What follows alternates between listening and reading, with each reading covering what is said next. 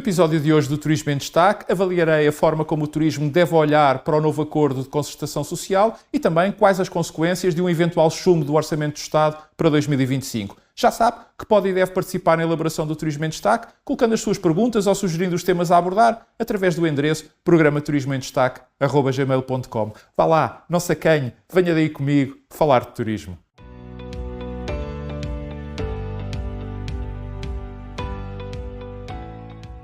A assinatura do Acordo Tripartite sobre a Valorização Salarial e Crescimento Económico 2025-2028 e as dúvidas, quem é dono da verdade deve dizer que a cada dia que passa são menores, acerca das consequências que uma eventual não aprovação do Orçamento de Estado para 2025 poderia ter para o turismo, foram inquestionavelmente os assuntos que estiveram no topo da agenda do país económico e, por maioria de razão, do país turístico ao longo da semana passada. Não é por isso de estranhar que tenham sido eles a dominar as perguntas e as mensagens que me foram remetidas para o endereço que está aqui a passar em baixo, programa-turismoemdestaque@gmail.com, as quais, naturalmente, agradeço. E já agora aproveito para mais uma vez sublinhar que foi justamente este o propósito da criação deste endereço, para que possa colocar as suas perguntas ou sugerir os assuntos que aqui gostaria de ver tratados. Portanto, já sabe, use e abuse do endereço programa-turismoemdestaque@gmail.com, porque a sua participação é mesmo muito, mas muito importante.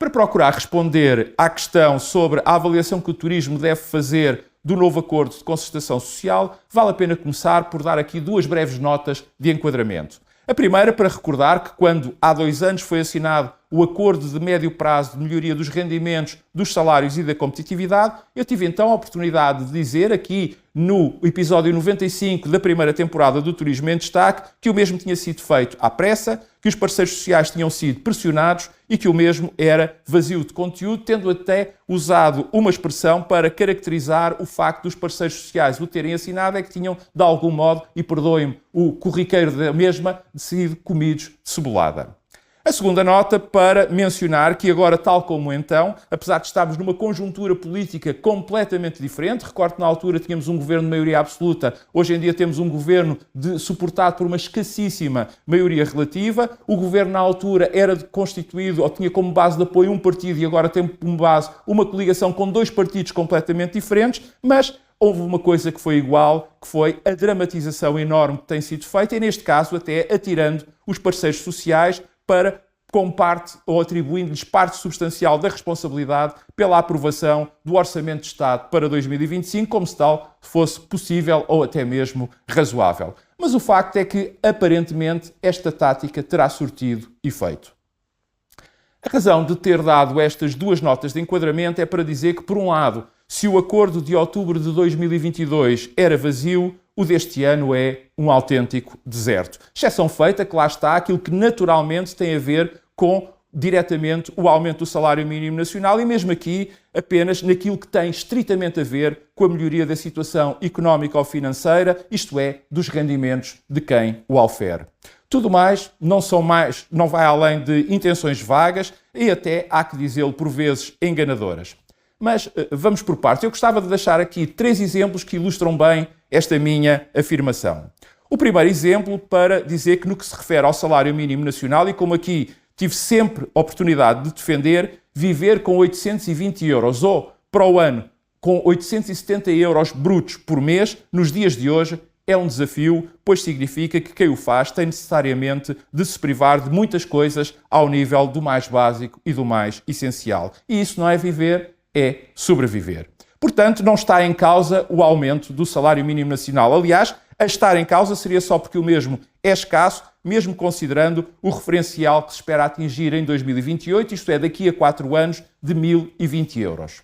O problema é que no dia 1 de outubro, quando este acordo foi assinado, o que estava em cima da mesa era as empresas que neste momento, é bom recordar e ter presente, estão descapitalizadas, maiormente as do turismo, pois estão a pagar as dívidas que contraíram durante a pandemia para não fecharem as portas e a juros substancialmente mais elevados do que os inicialmente contratados e que ainda por cima, no que respeita às atividades turísticas, são todas elas, como sabemos, de mão de obra intensiva, tinham a expectativa de verem o IRC baixar já para o ano em 2%. Eu bem sei que na redação final do acordo se fala apenas em baixa. Mas como nada mais existe de contrapartidas, para além de intenções generalistas e difusas, é lícito que nos interroguemos sobre as razões que levaram os parceiros sociais a darem o seu acordo a esta situação. E mais, de acordo com aquilo que eu consegui apurar, muitos desses parceiros, ou alguns desses parceiros sociais, já tinham dado o seu acordo com uma enorme antecedência.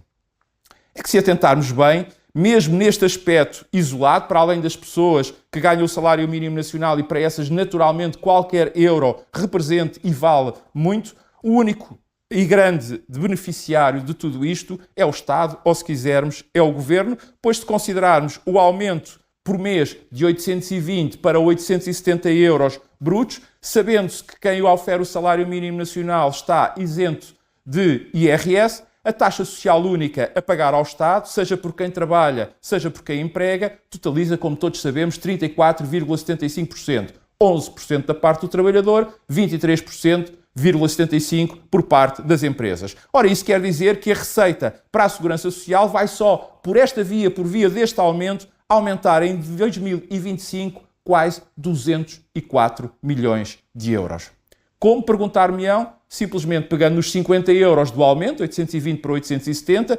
multiplicando os tais 34,75%, encontramos por mês 17,375 euros, que têm que ser multiplicados por 14 meses, que é o número de meses que os salários são pagos, e obtemos assim, por trabalhador por ano, 243,25 euros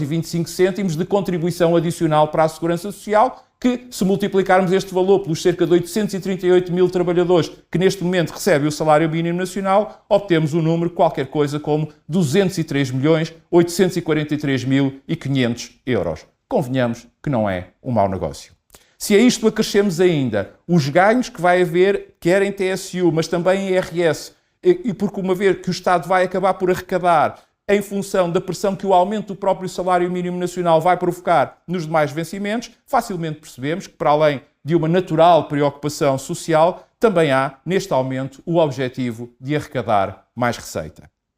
Escusado é dizer que as atividades com maior carência de mão de obra, como acontece com as da constelação turística, veem os que nelas trabalham e as suas empresas serem mais penalizadas a este nível, pois são eles aqueles que vão, no final, pagar a maior parte da fatia deste bolo. E, portanto, ainda se houvessem contrapartidas ou qualquer discriminação positiva, podia perceber-se. Sem isso, não se compreende a aceitação do acordo nestes termos. O segundo exemplo que aqui queria deixar tem a ver com a tão apregoada possibilidade de pagar um prémio de produtividade, o chamado 15º mês, com isenção de IRS e de taxa social única. Particularmente no caso do turismo, tal demonstra um total desconhecimento do tipo de empresas e emprego que existe nas atividades turísticas, que têm um tecido empresarial extremamente atomizado, composto por inúmeras micro e pequenas empresas, onde o empresário, o empregador, trabalha lado a lado com aqueles que emprega. Mas tal como aconteceu com os governos anteriores, também agora os membros dos órgãos estatutários estão excluídos de poder ter direito a esse prémio, a não ser que venha alguma acerto, alguma regra, alguma norma no próxima proposta de Orçamento de Estado. E, portanto, sinceramente, até parece que estas pessoas não trabalham, nem têm que viver como as outras ao fazer face ao custo de vida. E estamos a falar de largos milhares de pessoas, só no caso do turismo. Se se quer fazer crescer a economia, também tem que se olhar para a capacidade aquisitiva, de consumo, poder de compra de todas estas pessoas. O terceiro e último exemplo tem a ver com a questão tão empolada da baixa das tributações autónomas, que, quanto a mim, não há razão para tão grande enaltecimento da medida, dado que estamos a falar de uma redução de 20% até 2028, ou seja, apenas 5% ao ano. Ora, se não se queria, ou até se não se podia honrar o compromisso do IRC baixar em 2% para 2025, tinha-se aqui nas tributações autónomas uma excelente fórmula de compensar as empresas, tal como em muitas outras taxas, taxinhas e derramas que continuam a alimentar o Estado, onde o que é dito hoje, muitas das vezes, é desvirtuado ou não vale mesmo no dia da manhã. Já o disse incontáveis vezes e volto a repeti-lo. Enquanto se tratar todas as atividades económicas da mesma forma, o turismo sairá sempre prejudicado. Pois tem diferenças objetivas e específicas. E o pior é que muitas das outras áreas da economia não sobreviveriam ou teriam muito mais dificuldades em prosperar sem o turismo. Aqui chegados, e por tudo o que foi dito e seguramente por muito aquilo que haveria mais para dizer, vemos que este acordo de concertação social nada tem de crescimento económico, já que não é nem mais nem menos do que um acordo para aumentar o salário mínimo nacional. Por isso, devia ser esse o âmbito em que o mesmo deveria ter sido assinado. É que assiná-lo no pressuposto que se estaria a salvar ou a ajudar a salvar ou até a aprovar o Orçamento de Estado para 2025 é deslocalizado ou descontextualizado. Uma coisa é a Comissão Permanente de Concertação Social e outra completamente diferente é a Assembleia da República, que é o único órgão de soberania com competência para apreciar e votar um Orçamento de Estado. Portanto, a questão que se coloca, mais do que aprovar ou não aprovar, é qual o fundamento que presidiu à aceitação deste acordo por parte dos parceiros sociais signatários. É que ou há uma resposta clara a esta pergunta e que lhe dê uma justificação, ou a Comissão Permanente de Concertação Social corre o risco de se descredibilizar, ou pior ainda, de querer parecer aquilo que não é.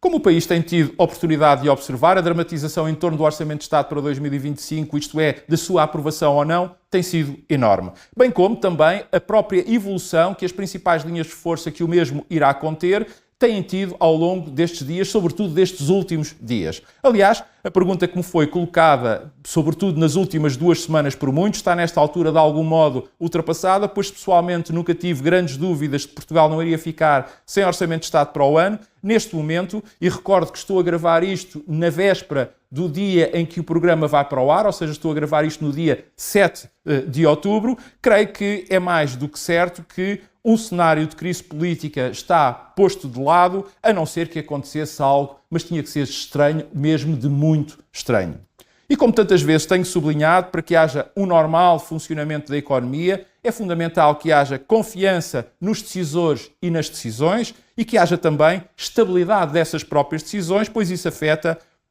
positivamente a previsibilidade. Ora, como se sabe, confiança, estabilidade e previsibilidade são as âncoras em que uma boa economia deve estar segura, já que tranquilizam quem consome, quem produz e também quem investe. Num mundo assolado por uma conjuntura internacional como há muito se não via, de desfecho, aliás, imprevisível, e com a humanidade também a braços com alterações climáticas que estão a impactar seriamente no futuro de todas as espécies e do próprio planeta, já há, creio eu, imponderáveis de sobra. Não sendo assim necessário adicionar-lhes outros fatores de perturbação, neste caso políticos e económicos a nível interno, que ainda agravem mais uma situação que é, no mínimo, já de si periclitante. Apesar de ainda não ser conhecida a proposta do Governo de Orçamento de Estado para o próximo ano, uma coisa é certa. O Orçamento de Estado para 2025 vai continuar fiel a uma imutabilidade da nossa economia, em nada ainda contribuir, seja para a sua diversificação, seja para a redução da sua dependência do turismo. Mas, apesar disso, também não irá discriminar positivamente a atividade que, no fundo, vai continuar a carregar às costas a economia nacional, isto é, o turismo. Aliás, devo mesmo aqui dizer, e digo e faço com alguma tristeza, que entre uma crise política em resultado de um não acordo, ou se quisermos, de uma não aprovação do Orçamento de Estado para 2025, e um Orçamento de Estado que olhasse para o turismo com a importância que ele tem para o país, não tenho qualquer dúvida que seria muito mais provável termos uma crise política do que vermos o reconhecimento do turismo. Em conclusão, acredito que vamos ter um Orçamento de Estado para 2025 na linha daquilo que é o programa do Governo, isto é, sem grandes alterações no modelo de desenvolvimento económico do país, que vai ser, sobretudo, um orçamento para comprar tempo e aproveitar o controle da inflação e a descida das taxas de juros, tendo a esperança, que lá está, que a situação geopolítica internacional não descambe. É que nós não nos podemos esquecer que para uma pequena economia como a nossa e dependente do turismo como é, qualquer limitação à possibilidade de deslocação física ou até a essa possibilidade de deslocação por via de um aumento de preços, nomeadamente se estivéssemos confrontados com uma nova crise energética com a subida do preço da energia e dos combustíveis, é muito mais preocupante do que haver ou não haver acordo para o Orçamento de Estado para 2025. Marcamos encontro para a semana. Até lá, saúde, paz. Recordo que pode colocar as perguntas que deseja ver respondidas ou sugerir os temas que gostaria de ver abordados através do endereço programaturismoemdestaque@gmail.com. E se gostou deste vídeo, deixe o seu like e carregue no botãozinho preto que está aqui mesmo por baixo da minha imagem para subscrever o meu canal, para dar a sua opinião, para partilhar ou simplesmente para ver ou rever os meus comentários.